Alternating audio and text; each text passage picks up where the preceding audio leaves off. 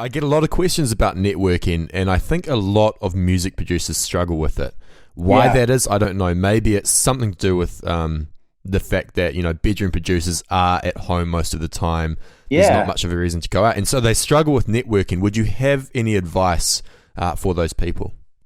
Yeah, that's, to be honest, I would say if it's not natural for you, then you don't need to do it. Take the pressure off yourself for feeling like you need to do it. Because if you look at there's so many examples of hugely successful music producers, EDM producers, DJs that, they just buried themselves in their room for 12 hours a day and just worked on their music until their music got heard online. I remember thinking back to Porter Robinson, is someone I use as an example, where he put out some fire tracks and they went viral and everyone started sharing them and the music was really, really good. But he lives in North Carolina. That's there's no industry out there. There's nobody to meet. Even if you were out there trying to hustle and meet, you probably have like a couple little small nightclubs. So, it's not as necessary, I think, as people put the pressure on themselves to feel like they need to be out there. Like, to be honest, your time is going to be better spent on Friday night,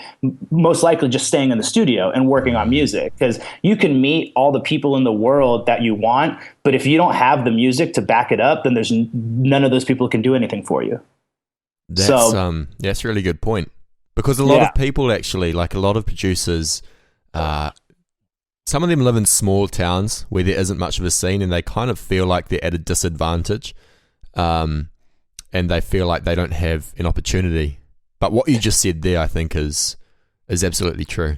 Well, I think it's, I think the Swedes are a great example of that. Like, the Swedish, country has just been producing this insane amount of amazing music producers. And the joke over here is, it's like, well, what's in the water in Sweden, but everybody says it's like, well, it snows there all the time. Yeah, the weather is shitty. So they just are forced to stay inside. Whereas over here in California, it's like, there's cute girls and there's beaches and there's nightclubs. There's so many distractions. And the problem is, like, you can come out here and you can network, but you might get lost in that part of it and actually never reach the full potential that you should be reaching as a producer, like the other people that are just burying themselves in their studio.